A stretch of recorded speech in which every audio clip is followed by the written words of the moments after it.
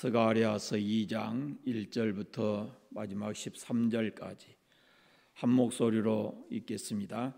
내가 또 눈을 들어 본즉 한 사람이 측량줄을 그의 손에 잡았기로 내가 어디로 가느냐 물은즉 그가 내게 대답하되 예루살렘을 측량하여 그 너비와 길을 보고자 하노라 하고 말할 때에 내게 말하는 천사가 나가고 다른 천사가 나와서 그를 맞으며 이르되 너는 달려가서 그 소년에게 말하여 이르기를 예루살렘은 그 가운데 사람과 가축이 많으므로 성곽 없는 성읍이 될 것이라 하라. 여호와의 말씀에 내가 불로 둘러싼 성곽이 되며 그 가운데에서 영광이 되리라. 오라 너희는 북방 땅에서 도피할지어다. 여호와의 말씀이니라. 이는 내가 너희를 하늘 사방에 바람같이 흩어지게 하였음이니라. 여호와의 말씀이니라. 바벨론 성에 거주하는 시온아 이제 너를 피할지니라. 만군의 여호와께서 이같이 말씀하시되 영광을 위하여 너희를 노략하는 여러 나라로 보내셨나니 너희를 범하는 자는 그의 눈동자를 범하는 것이라. 내가 손을 그들 위에 움직인즉 그들이 자기를 섬기던 자들에게 노략거리가 되리라 하셨나니 너희가 만군의 여호와께서 나를 보내신 줄 알리라. 여호와의 말씀에 시온에 따라 노래하고 기뻐하라. 이는 내가 와서 네 가운데 머물 것임이라. 그날에 많은 나라가 여호와께 속하여 내 백성이 될 것이요 나는 네 가운데 머물리라. 네가 만군의 여호와께서 나를 네게 보내신 줄 알리라. 여호와께서 장차 유다를 거룩한 땅에서 자기 소유를 삼으시고 다시 예루살렘을 택하시리니 모든 육체가 여호와 앞에서 잠잠할 것은 여호와께서 그의 거룩한 처소에서 일어나심이니라 하라 하더라. 아멘.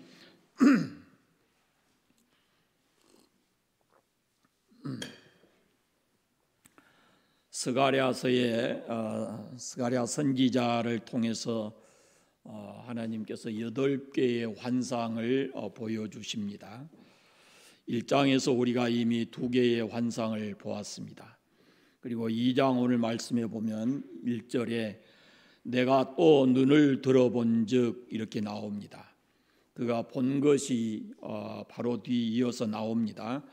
한 사람이 측량줄을 그 손에 잡은 것을 보았습니다. 한 사람이 손에 측량줄을 잡고 있어요. 그래서 스가랴 선지자가 어디로 가느냐, 네가 어디로 가느냐 이렇게 물어봅니다. 그러니까 스가랴 선지자가 그 환상을 보고 그 환상 속에 담겨져 있는 계시가 무슨 뜻인가, 무슨 계시의 뜻을 가지고 있는가라는 것을 알고 싶어서 물었습니다. 그랬더니 하나님께서 그 환상의 의미를 가르쳐 주십니다. 그것이 오늘 본문의 전체 내용이에요. 전반부에는 환상의 내용이 있고 두 번째는 6절부터는 환상에 대한 하나님의 설명이 기록되어 있습니다. 스가랴 선지자가 손에 측량줄을 잡은 한 사람을 보았습니다. 손에 측량줄을 잡았다라는 말씀은 건축을 준비하는 것을 뜻합니다. 예루살렘의 가로 세로를 측량해서 거기에 예루살렘 성을 재건하고 측량하려고 재건하기 위해서 측량하려고 하는 겁니다.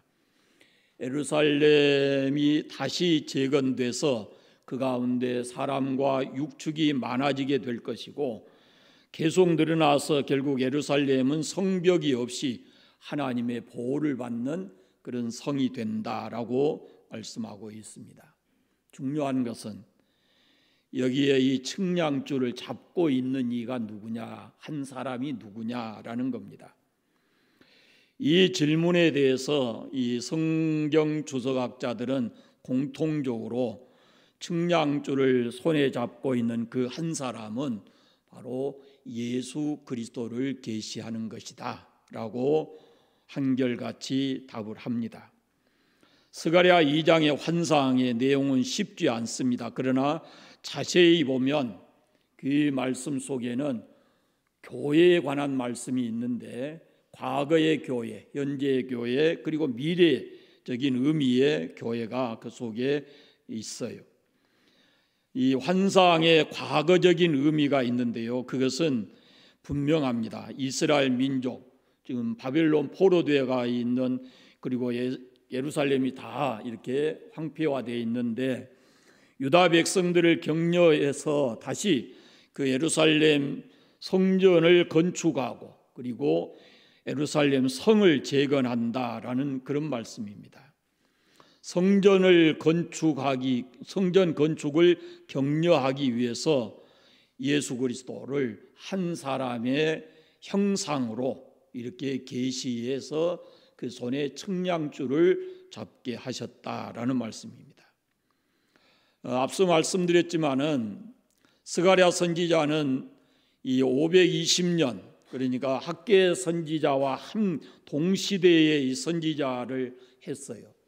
근데 학개서를 여러분이 읽어보신 분들은 알지만, 학개서는 성전 건축에 대한 이야기로 되어 있습니다. 그러니까 이 시대에 학개 선지자, 스가랴 선지자 시대에 중요한 것이 뭐냐면, 바벨론에서 돌아온 이스라엘 민족이 예루살렘 성전을 재건축하고 성벽을 쌓는 일, 그것이 중요한 일이었습니다.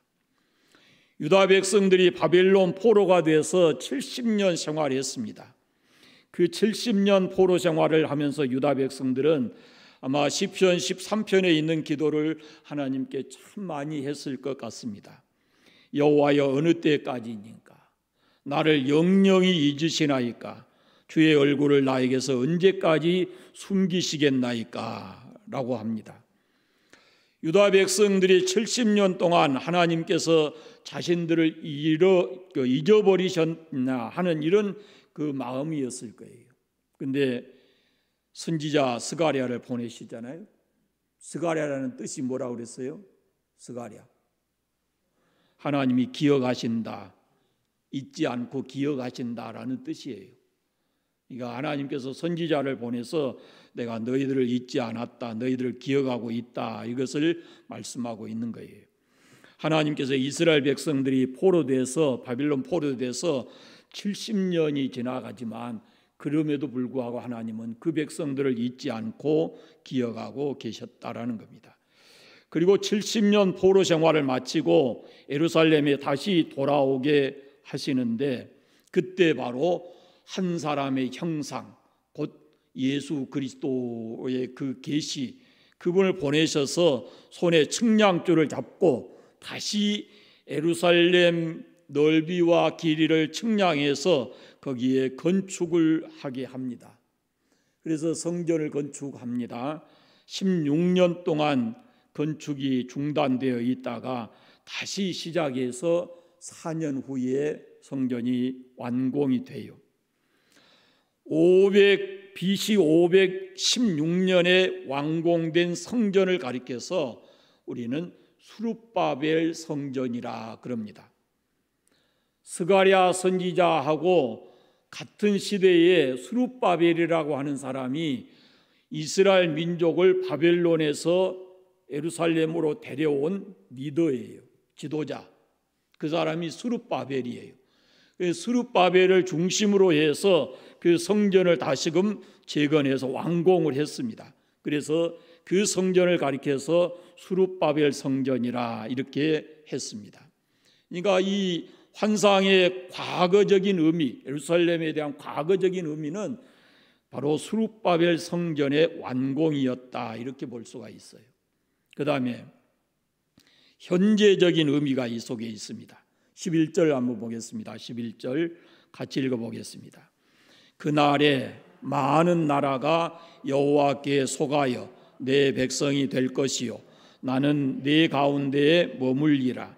네가 만군의 여호와께서 나를 내게 보내신 줄 알리라. 아멘. 스룹바벨 성전이 지어졌을 때 많은 나라가 여호와께 속해 있지 않았습니다. 지금 스가랴가 예언하고 있는 그 날은 많은 나라가 여호와께 속하게 될 것이다 라고 예언하고 있어요. 하나님께서 말씀하신 것은 예수 그리스도를 통해서 이제 만국에 이 복음이 전해지고, 그리고 많은 백성들이 하나님의 백성이 되어서 교회를 이룰 것이다 라는 말씀입니다. 곧 현재 교회를 예언하고 있다라는 말씀이에요. 그러니까 과거적인 의미는 예루살렘 스룹바벨 성전을 말한다면은, 그 다음에 현재적인 의미는 곧 예수 그리스도 안에서 이루어진 새로운 교회를 가리키는 겁니다. 예수 그리스도께서 교회와 관련해서 세 가지 일을 하십니다. 그 첫째는 교회의 건축가이십니다. 교회는 인간이 세운 기관이 아니라는 그런 말씀이에요. 마태복음 16장에 또 내가 네게 이르노니 너는 베드로라. 내가 이 반석 위에 내 교회를 세우리니 음부의 권세가 이기지 못하리라 그랬습니다. 예수님께서 교회를 가리켜서 내 교회 이런 표현을 하셨어요. 그러니까 교회는 사람이 주인이 아닙니다. 교회의 주인은 예수 그리스도께서 교회의 주인이십니다. 예수 그리스도께서 건축가가 되시고 그 피의 값으로 교회를 사셨어요. 교회를 세우는 측량줄이 바로 예수 그리스도의 손에 있습니다. 에스겔서에 보면은 모양이 놋같이 빛난 사람 하나가 손에 삼줄과 측량하는 장대를 가지고 문에 서 있더니 그랬습니다. 여기 모습이 놋같이 빛난 사람, 이분도 바로 주석학자들은 예수 그리스도를 가리킨다 이렇게 보고 있습니다. 그러니까 동일하게 교회를 세우기 위해서 측량하는 모습으로 나와 있어요. 교회는 예수님께서 정확하게 측량해서 세우시기 때문에 실패하지 않습니다. 하나님께서 하나님의 택함을 받지 못한 사람들은 교회 일원이 될 수가 없어요. 교회는 아무나 들어와서 등록하고 뭐 헌금 조금 하고 한다고 해서 그것이 바로 교회가 되는 것이 아닙니다. 하나님께서 영원 전부터 택한 백성들을 성령께서 불러내서 그리고 하나님의 교회를 만드시는 겁니다. 이 세상의 모든 사람이 교회 일원이 되는 거 아닙니다. 디모데후서 2장에 보면은 그러나 하나님의 견고한 터가 섰으니 인침이 있어 일렀으되 주께서 자기 백성을 아신다 하며 또 주의 이름을 부르는 자마다 불의에서 떠날지어다 그랬습니다. 하나님께서 다 자기 백성들을 알고 자기 백성들을 이미 아신다 이렇게 표현하고 있어요. 그러니까 하나님께서 택하신 백성들이 어디에 있든지 하나님께서 때가 되면은 그 사람들을 하나하나 불러내서 구원하시고 그들을 통해서 교회가 되게 하신다라는 말씀입니다. 그러니까 교회의 주인은 예수 그리스도이시다라는 겁니다. 하나님께서는 계획을 가지고 교회를 세워 가십니다. 자, 12절을 같이 읽어보겠습니다. 12절 여호와께서 장차 유다를 거룩한 땅에서 자기 소유를 삼으시고 다시 예루살렘을 택하시리니 하나님께서 유다를 자기 백성으로 삼고 예루살렘을 택하셨다 그랬습니다. 왜 하나님께서 이 당시에 애굽이나 바벨론이나 이런 강한 나라, 부한 나라 이런 나라를 택하지 않고 작고 힘없는 예루살렘을 택하셔서 자기 백성이 되게 하셨느냐? 그건 아무도 모릅니다. 하나님의 택하심과 부르심과 구원하심에는 인간의 어떤 조건이나 능력이 거기에 있지 않습니다. 하나님의 절대 주권에 있습니다. 저 사람은 어째서 교인이 안 될까? 저 사람은 어떻게 하나님의 백성이 안 될까? 우리는 알 수가 없습니다. 하나님이 누굴 택하셨는지 하나님은 아십니다. 그런데 그런 인간의 어떤 조건이나 능력에 의해서 하나님이 택하시고 부르신 게 아니란 말입니다. 하나님의 절대 주권 하에 달려 있습니다. 그래서 하나님의 교회는 하나님의 택하신 사람들이 때가 되면은 교회에 와서 예수 믿고 구원받아서 이루어지는 것이 그것이 하나님의 교회입니다. 또한 하나님의 택한 백성들은 북방에 흩어져 있던 바벨론 포로되어 있던 하나님께서 다 불러내신다라고 말씀합니다. 이 세상에 수많은 나라가 있지만은 영적으로 보면은 두 개의 나라가 있어요. 그게 어거스틴이라는 사람이 그 하나님의 도성이라는 책에서 이 두 나라를 두 도성으로 이렇게 보여주는데 그 하나가 뭐냐면은 바벨론 성이고 또 하나는 예루살렘 성입니다. 이 바벨론 성은 세상을 말합니다. 우상 숭배하고 마귀가 지배하고 죄와 탐욕과 정욕과 쾌락이 가득한 그곳이 바로 바벨론 성, 이 세상을 가리키는 말입니다. 그러나 예루살렘 성은 하나님이 주인 되시고 하나님께서 세우시며 하나님께서 축복하시는 곳입니다. 하나님께서 명령하십니다. 바벨론에 살면서 우상을 숭배하는 백성들아, 내가 택한 나의 백성들아, 이제 더 이상 우상 숭배하면서 마귀의 종이 되어서 살지 말고 이제는 살아계신 하나님께 와서 하나님을 섬기고 살아가는 하나님의 백성들, 하나님의 교회가 되라 라고 부르시는 겁니다. 여러분, 우리 교회 양쪽 끝에 이 네 개의 그 문장이 있잖아요. 하나님 우주 만물의 창조주이시다. 이 네 개의 글귀가 어디서 나왔냐면요, 바벨론에 갇힌 교회라고 이만큼 두꺼운 책이 있어요. 교회가 복음의 본질이 요 네 개예요. 크게 보면은. 그런데 이걸 잃어버리고 지금 세상에 여러 것들이 교회 안에 들어와서 교회가 교회의 모습을 잃어버린 거예요. 하나님께서 우리를 택하시고 부르시고 구원하신 것은 이제는 세상에 그렇게 세상 속에 살면서 우상 숭배하고 탐욕과 온갖 더러운 것에 묻혀 살던 그런 생활을 버리고 이제는 온전히 하나님의 교회로서 하나님 택하신 백성답게 살아가라라고 하나님이 우리를 부르셔서 교회되게 하신 거예요. 그게 어거스틴의 두 하나님의 도성이라는 책에도 그런 내용이 기록되어 있습니다. 그러니까 첫째, 교회는 예수 그리스도께서 주인이십니다. 그분이 교회 설립자예요. 그분이 교회를 측량해서 만드신 분이 교회라 그 말입니다. 두 번째, 예수 그리스도께서 교회의 보호자이십니다. 자, 5절 말씀을 같이 읽어보겠습니다. 5절 말씀, 여호와의 말씀에 내가 불로 둘러싼 성곽이 되며 그 가운데에서 영광이 되리라. 8절 뒷부분에 보면요, 너희를 범하는 자는 그의 눈동자를 범하는 것이라 그랬습니다.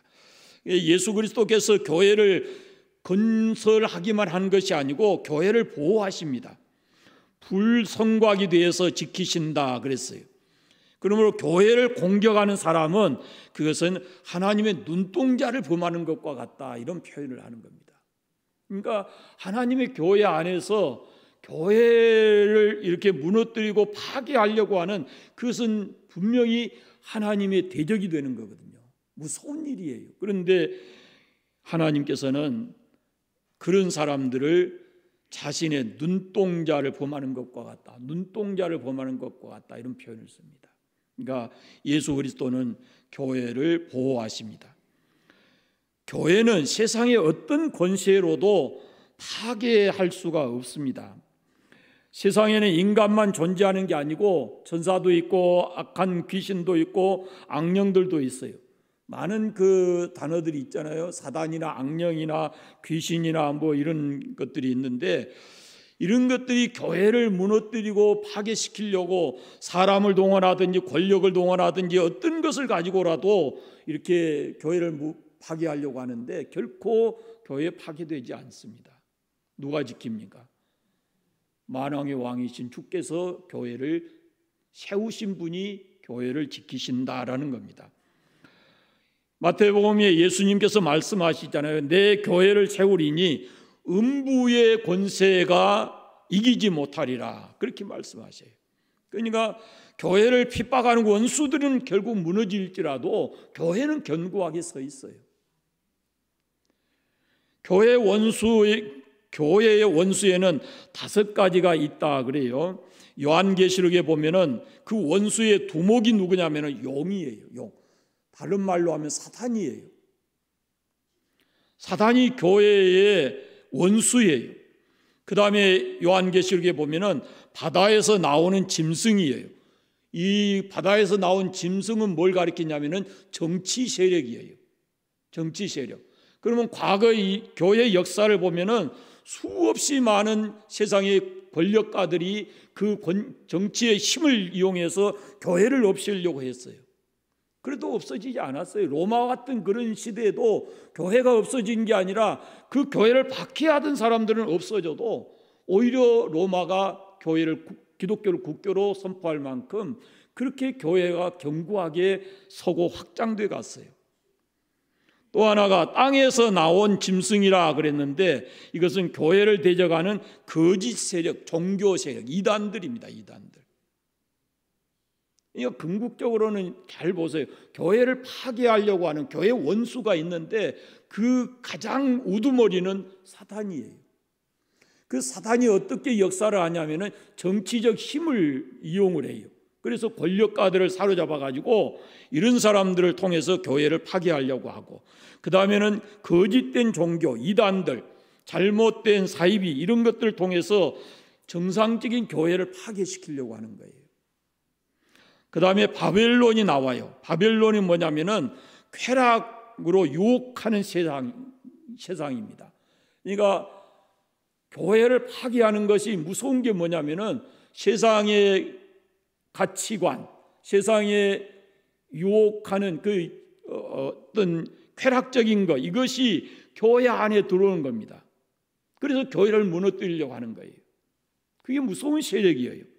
그 다음에 마지막으로는 요한계시록에 보면 여러분이 많이 들어보셨겠지만은 666을 받은 불신자들, 예수 믿지 않는 사람들, 이런 사람들이 교회를 박해하고 교회의 원수로 그렇게 나타나는 거예요. 하지만 예수님께서는 이 모든 교회의 원수들을 심판하시고 그들을 심판하시고 교회를 분명하게 보호하십니다.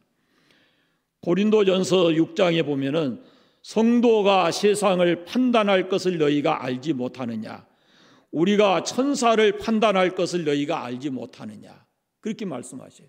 그러니까 결국은 끝까지 주님께서 교회를 세우시고 그 교회를 주님께서 지키신다라는 말씀입니다.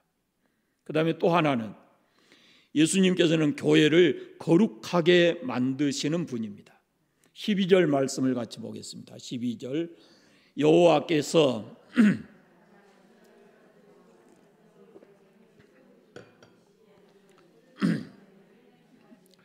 예수 그리스도께서 교회 안에 임재하시고 영광이 되어 주셔서 교회를 거룩하게 만드십니다. 오늘날 우리 한국 교회가 참 세상으로부터 많이 욕을 먹습니다. 그러나 교회가 아무리 더러워도 세상보다는 깨끗하겠죠. 여러분, 세상 사람들이 교회에 대한 기대치가 있어요. 교회 다닌 사람은 어때야 된다 하는 생각들을 다 기대치가 있어요. 그런데 그 기대치에 못 미치면은 세상 사람들이 교회를 손가락질하고 욕하게 되는 겁니다. 그러니까 교회가 아무리 타락됐다 그래도 세상보다는 깨끗하지요. 그러나 우리가 이것을 분명히 알아야 합니다.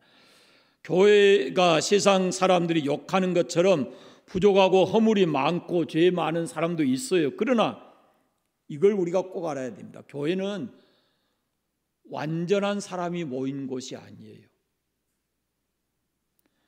교회는 부족하고 죄 많고 허물 많은 사람들이 모인 곳입니다. 그런 사람들이 와서 교회에 와서 예수 그리스도의 피로 죄 사함을 받고 그리고 그 성화되는 가는 거룩을 향해서 나아가고 있는 과정인 것이죠. 그러니까 교회 안에 교회를 다닌 사람들 중에도 이 편차가 많은 거예요. 어떤 사람의 생각과 어떤 사람의 생각이 같지를 않단 말이죠. 예수 오래 믿는다고 해서 반드시 더 거룩하고 예수 이제 믿었다고 해서 거룩함이 덜하고 그런 것도 아니에요. 그 과정 속에는 우리가 알 수 없는 하나님의 섭리가 있기 때문에, 그래서 제가 늘 말씀드리지만은 누가 교회를 오든지 교회는 기쁘게 받아야 되고, 그 다음에 또 하나가 뭐냐면은 그 사람이 성화되어 가고 거룩한 삶을 살아가도록 기다려줘야 한다라는 겁니다. 그것이 교회의 모습이에요. 자, 이것이 교회의 현재적인 모습입니다. 그 다음에 마지막으로는 이 환상 속에 있는 미래적인 의미가 있습니다. 우리는 이 예언이 실현되고 있는 역사적 현장 가운데 지금 살아가고 있는데, 우리가 살고 있는 이 시대는 위대한 시대입니다. 이 스가랴 2장의 예언이 과거적인 의미는 수룹바벨 성전이었고, 현재적인 의미는 교회가 지금 이 땅에 예수 그리스도로 말미암아 세워지고 성장해가고 성숙해가는 그런 과정인데, 그러면 미래의 의미는 도대체 뭐냐라는 겁니다. 히브리서 12장에 보면은 그러나 너희가 이른 곳은 시온산과 살아계신 하나님의 도성인 하늘의 예루살렘과 천만 천사와 이렇게 되어 있습니다. 그러니까 하늘의 예루살렘은 교회를 의미하고 하늘의 예루살렘의 미래가 요한계시록 21장에 나와 있어요. 여기 말하는 예루살렘은 미래의 예루살렘, 새 예루살렘을 가리키는 그런 말인데, 그 새 예루살렘에 대한 이야기는 요한계시록 21장에 아주 자세하게 나와 있습니다. 새 예루살렘 성이 하늘로부터 땅에 내려오는 그런 그 환상을 사도 요한이 보잖아요. 그래서 그것을 다 이렇게 기록해 놓았는데, 예루살렘 성은 다시 저주가 없고 하나님의 영광으로 인해서 해와 달이 비침이 필요 없고 다시는 눈물이 없고 사망도 없고 애통하는 것이나 고가는 것이 없다 그랬습니다. 사망이 없고 저주가 없고 고통이 없고 어려움이 없는 세상이 온다 그럽니다. 그 예루살렘 성의 성곽은 벽옥이고 성은 정금이고 성의 기초석은 각종 보석으로 되어 있다라고 말씀합니다. 그러니까 우리가 이 땅에서 지금 교회를 이루고 현재적 교회를 이루고 살지만 여기가 우리의 끝이 아니고 우리는 새 예루살렘을 향해서 가는 겁니다. 그 새 예루살렘을 우리가 바라보고 살아가는 거예요. 하나님의 백성이 영원히 영생하면서 살아가게 될 그 새 예루살렘, 그 성을 바로 요한 사도를 통해서 우리에게 보여주신 것이 바로 요한계시록 21장에 있습니다. 어떤 사람이 세상에서 돈을 많이 벌었어요.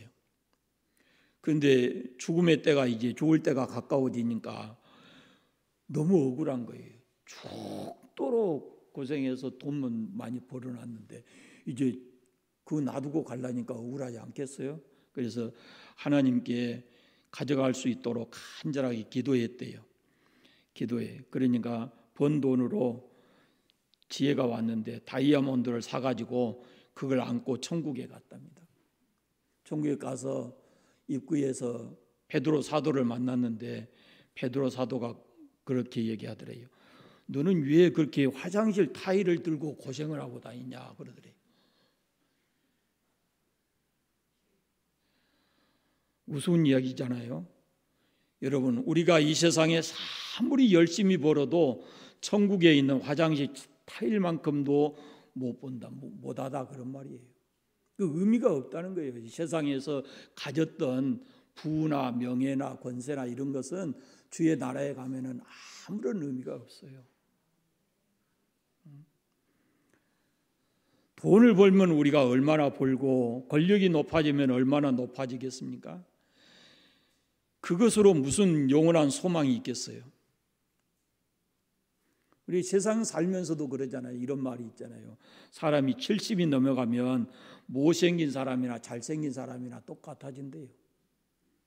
80이 넘어가면요, 공부 잘한 사람 못한 사람 구별이 없어진대요. 그 중에 똑똑한 사람은 나타나겠지. 한 사람, 김영석 교수 같은 사람. 이 세상이 우리에게 주는 것은 결국은 죽음밖에는 없습니다. 하지만 하나님의 말씀은 우리에게 새 예루살렘 성에 대한 비전을 갖게 해주고 거기에 대한 꿈을 갖게 해주고 믿음을 갖게 하잖아요. 그리고 장차 우리는 반드시 그 새 예루살렘 영광스러운 나라에 들어가서 영원토록 주와 함께 거할 겁니다. 성도들은 결코 망하지 않습니다. 교회 되어서 이 땅에 살아가는 동안도 주께서 보호하고 지키시고, 그리고 우리가 이 땅을 떠날 때면은 하나님의 영광스러운 나라에 들어가 영원토록 살아가는 것입니다. 스가랴 2장에 나오는 이 환상은 교회의 과거 그리고 현재 미래의 모습을 말씀하고 있습니다. 이 환상은 우리에게 세 가지 명령을 합니다. 첫째는 세상에서 우상 숭배하고 마귀의 종이 돼서 살던 사람들에게 그 바벨론 성에서 나와서 이제는 새 예루살렘 시온의 백성들이 되어서 살아가라, 그렇게 말합니다. 멸망의 백성으로 살지 말고 하나님의 백성이 돼서 이 세상을 살아가라 하고 말씀합니다. 두 번째는 기뻐 노래하라, 그렇게 말씀해요. 명령해요. 10절 말씀해 보십시오. 여호와의 말씀에 시온에 따라 노래하고 기뻐하라. 이는 내가 와서 그 가운데서 머물 것임이라 그럽니다. 사람들이 슬퍼하는 것은, 슬퍼하는 걸 보면 아주 작은 일에도 크게 슬퍼하는 사람들이 있거든요. 그런데 우리가 이 땅에서 살아가는 동안에 정말로 기뻐하고 즐거워할 것이 뭐냐면은 하나님이 오셔서 우리와 함께 계신다는 거예요. 임마누엘, 오늘 10절 말씀에 그러잖아요. 기뻐해라. 왜? 내가 와서 네 가운데 머물 것이다. 네 기뻐하고 노래해라. 왜? 내가 너 가운데 와서 너와 함께 머물 것이다 라는 겁니다. 여러분, 삶이 우리를 넉넉지 못하게 하고 때로 힘들게 하지만 나와 함께 계신 임마누엘의 하나님으로 인해서 우리의 삶이 이 땅에서도 기쁜 삶이 되시길 바랍니다. 또 하나, 세 번째는 혈기 있는 자들은 하나님 앞에 겸손하라 그럽니다. 13절 말씀 같이 읽겠습니다. 모든 육체가 여호와 앞에서 잠잠할 것은 여호와께서 그의 거룩한 처소에서 일어나심이니라 하라 하더라. 천지를 창조하신 하나님 앞에 인간이 분노하고 혈기를 내봤자 그건 아무 소용없는 일입니다. 요즘에 새벽기도회 때 우리 보지만은 사람의 일도, 사람이 자연도 어떻게 손 못 대고 아무것도 할 수 없는 존재들이 조그마한 일만 생기면 하나님을 향해서 원망하고 이렇게 한단 말이에요. 이 어리석은 삶이거든요. 그래서 하나님 앞에 겸손해야 된다라는 겁니다. 하나님은 살아계십니다. 하나님 앞에 잠잠하고 우상 숭배하는 바벨론 성에서 나와서 그 하나님 말씀 받아들이고, 그리고 시온의 백성, 새 예루살렘을 바라보고 살아가는 하나님의 백성이 되면 하나님이 우리를 지키시고 보호하신다라고 말씀합니다. 이런 하나님의 은혜가 우리 가운데 있기를 바랍니다. 기도하겠습니다. 하나님 감사합니다. 참 어려운 말씀들을 성령 하나님께서 우리에게 이렇게 깨달을 수 있는 지혜를 주셔서 하나하나 말씀을 알아가게 하시니 감사합니다. 말씀을 대할 때마다 겸손하게 하시고 또 말씀의 의미를 좀 더 깊이 깨닫게 하시고 또 하나님 말씀대로 살아가는 저희들 되게 해주시기를 간절히 원합니다. 우리를 택하시고 부르셔서 하나님의 교회 되게 하셨으니 하나님이 우리를 지키실 줄로 믿습니다. 이 땅 살아가는 동안뿐만 아니라 우리가 이 땅을 떠날 때도 영원한 나라 새 예루살렘에 우리가 들어가서 주님과 영원히 영광스럽게 살아갈 것을 믿습니다. 그 믿음과 소망을 가지고 하루하루 살아가는 저희들 되게 하여 주시옵소서. 아버지, 이 땅에 사는 동안도 주께서 우리와 함께 해 주심을 믿고 늘 기뻐하고 감사하며 살아가고 겸손하게 살아가는 저희들 되게 하여 주시옵소서. 우리의 삶의 연장에 가서도 우리가 하나님의 교회인 것을 잊지 않게 하시고 하나님의 백성답게 잘 살아가도록 은혜를 베풀어 주옵소서. 예수님의 이름으로 기도드립니다. 아멘.